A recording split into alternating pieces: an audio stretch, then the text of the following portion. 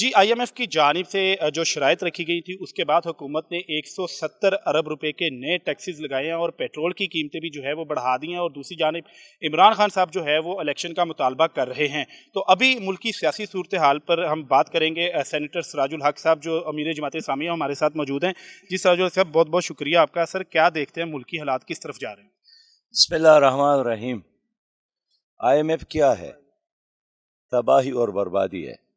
छुरी उनकी है, हाथ वज़ीर आज़म के और गला अवाम का।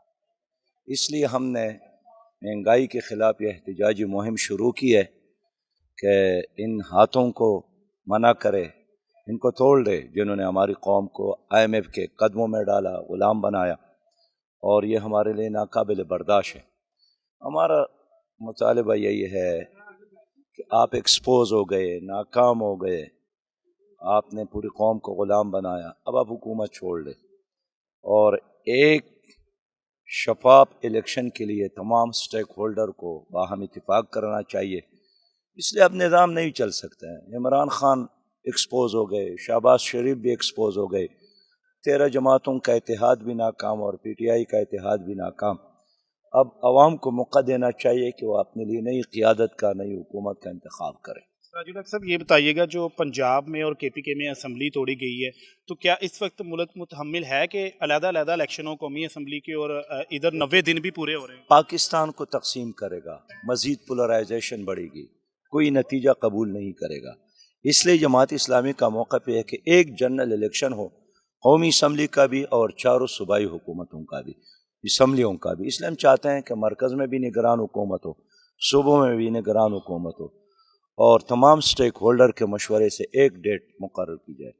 सर, आखिरी सवाल है कि ये बताइएगा कि इमरान खान साहब जो है वो जेल बरो तहरीक शुरू करने जा रहे हैं कि इलेक्शन जो है वो जल्द अज जल्द किए जाए, तो उनकी जेल बरो तहरीक आपको कामयाब होती नजर आ रही है? नहीं नहीं, जब उनकी हुकूमत नाकाम नहीं हुई, कामयाब नहीं हुई, और उनको हुकूमत में नाकामी हुई, बुरी तरह नाकामी हुई, मरकज़ में भी और 2 सूबाई असम्बलियों में भी, और बिलाखिर आकर उन्होंने खुद ही अपने हुकूमतों को ख़त्म किया। और उसने यही एक कारनामा किया कि उन्होंने सूबाई असम्बली खैबर पख्तूनख्वा और सूबाई असम्बली पंजाब को ख़त्म किया। तो जिस असम्बली को आपने ख़ुद ख़त्म किया बहुत कोशिश के बाद, उसी असम्बली में दोबारा जाने का क्या फ़ायदा? आम इंसान हैरान है कि कल तो आपकी मेजॉरिटी थी पंजाब असम्बली में, मेजॉरिटी थी आपका खैबर पख्तूनख्वा में, आपने खुद ही उसको ज़बह किया, अपने मेंबरान को घर भेजा, अपने सूबाई हुकूमतों को घर भेजा। अब कहते हैं दोबारा मैं उधर आना चाहता हूँ। तो ये सियासत है या कोई खेल कूद है? इसलिए हम चाहते हैं कि ये लोग संजीदा नहीं हैं, ये सिर्फ अपनी ज़ात की मोहब्बत में मुब्तला लोग हैं, और ये करप्ट ट्राई का है जिसने हमारी पूरी कौम को यरगमाल बनाया है, सियासत को भी, इदारों का भी। वो अपने आप को बरहमन समझते हैं, और ये करप्ट ट्राई का पूरी कौम को शूदर समझते हैं। इसलिए खुद अपने आयाशियों में उन्होंने कमी लाने का कोई प्लान तो ऐलान नहीं किया। तनख्वाहों में कमी नहीं, मराहत में कमी नहीं, बंगले छोड़ने के लिए तैयार नहीं, गाड़ियाँ कम करने के लिए तैयार नहीं, जो फैसिलिटीज़ ले रहे हैं उसमें एक रत्ती कमी के लिए तैयार नहीं है, और आवाम को नसीहत करते हैं कि एक वक्त का खाना खाओ और एक प्याली चाय पियो, और कोई कहता है कि चलो आपको सुकून कब्र में मिलेगा। तो ये तो अल्लाह जानता है किसको सुकून मिलेगा और किसको नहीं मिलेगा।